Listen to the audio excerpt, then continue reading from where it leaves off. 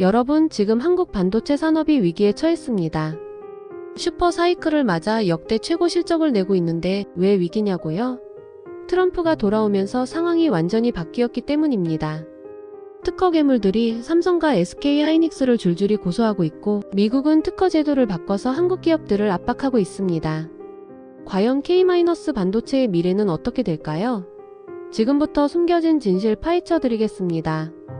먼저 가장 심각한 문제부터 말씀드릴게요. 트럼프가 특허 보호 정책을 강화하면서 한국 반도체 기업들이 미국에서 소송 폭탄을 맞고 있습니다. MP라고 들어보셨나요? 특허 괴물이라고 불리는 특허관리 전문회사입니다. 제품은 하나도 안 만들고 특허만 모아서 소송 걸어서 돈 뜯어내는 게 이들의 비즈니스 모델이에요.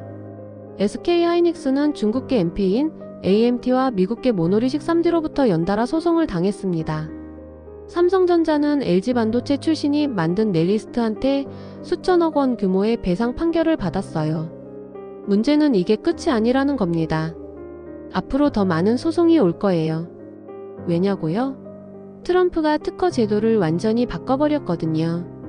과거에는 IPR이라는 특허 무효 심판 제도가 있었습니다.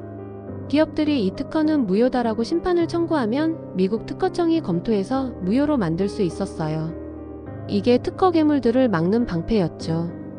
그런데 트럼프 행정부가 이 제도를 사실상 무력화시켰습니다. IPR 개시 거절률이 30%에서 90%로 급등했어요. 쉽게 말해 이제는 심판 자체가 거의 안 된다는 겁니다. SK 하이닉스가 MP를 상대로 특허 무효 심판 5건을 청구했는데요. 전부 기각당했습니다.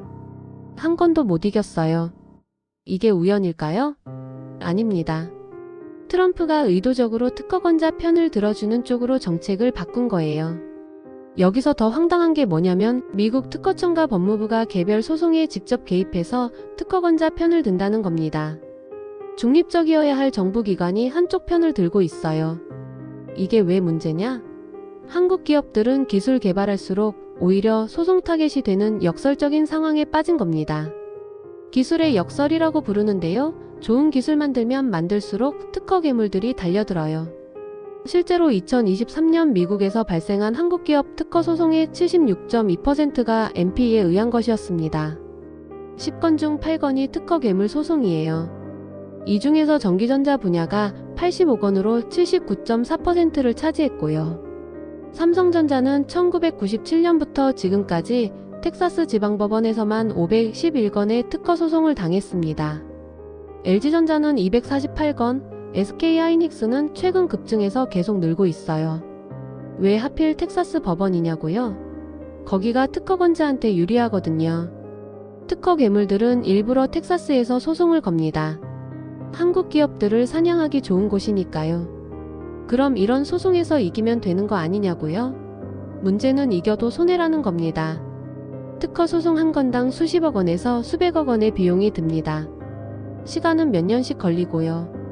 반도체 업계는 속도가 생명인데 이런 식으로 발목 잡히면 연구개발이 지연되고 경쟁력이 떨어질 수밖에 없어요.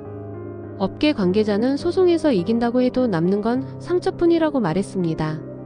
돈도 돈이지만 시간과 인력이 소송에 쏟아부어지면서 정작 중요한 기술 개발에 투자할 여력이 줄어드는 거죠.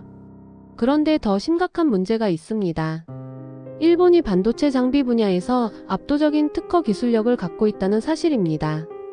한국은 반도체 제조는 세계 최고 수준이지만 장비 기술은 일본에 크게 의존하고 있어요. 특허 데이터를 분석해보면 일본이 반도체 장비 핵심 특허의 상당 부분을 가지고 있습니다. 이게 무슨 의미냐? 미국이 특허로 압박하고 일본이 장비 기술로 발목을 잡을 수 있다는 겁니다. 샌드위치 신세가 될 수 있어요. 실제로 서울 반도체 같은 경우는 UPC 항소심에서 패소했습니다. 유럽에서도 특허 분쟁이 치열하게 벌어지고 있어요. 한국 기업들이 글로벌 특허 전쟁의 한복판에 서 있는 겁니다. 그럼 어떻게 해야 할까요? 전문가들은 이제 개별 기업 차원이 아니라 국가 차원에서 대응해야 한다고 말합니다. 중국은 이미 자국 보험사와 협력해서 핵심 기술을 보호하는 보험 상품을 만들었어요. 특허 분쟁이 생기면 경제적 손실을 보장해주는 겁니다. 한국도 정부가 나서서 기업들의 특허 방어를 지원해야 합니다. 소송 비용 지원, 법률 자문, 전문 인력 양성 같은 것들 말이죠. 또한 한국 기업들도 방어적 특허 포트폴리오를 강화해야 합니다. SK하이닉스는 2015년에 2246건의 특허를 출원했는데 2024년에는 176건으로 급감했어요. 이건 위험 신호입니다. 특허 출원이 줄어든다는 건 미래 경쟁력이 약해진다는 의미거든요. 지금 당장은 슈퍼사이클로 돈을 벌고 있지만 5년, 10년 후를 봐야 합니다. 업계에서는 이렇게 말합니다. 급증하는 NPE의 공격을 개별 기업이 아닌 한국 반도체 산업의 생존 전략 차원에서 다뤄야 한다. 맞는 말입니다. 이건 삼성이나 SK 한 회사의 문제가 아니에요. K-반도체 전체의 미래가 걸린 문제입니다. 자, 정리해볼게요.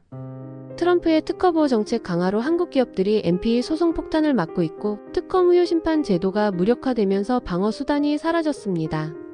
일본은 장비 분야에서 압도적인 특허력을 갖고 있고 유럽에서도 특허 분쟁이 치열합니다.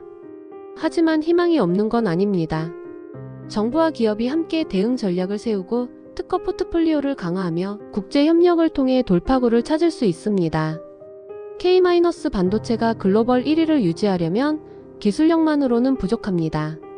특허 전쟁에서도 이겨야 합니다. 여러분은 K-반도체의 미래를 어떻게 보시나요? 위기를 극복할 수 있을까요? 댓글로 의견 남겨주세요. 이 영상이 도움이 되셨다면 좋아요와 구독 부탁드립니다. 알림 설정까지 해두시면 반도체 산업 최신 소식을 가장 빠르게 받아보실 수 있어요. 다음에도 여러분이 꼭 알아야 할 경제 뉴스로 찾아뵙겠습니다. 감사합니다.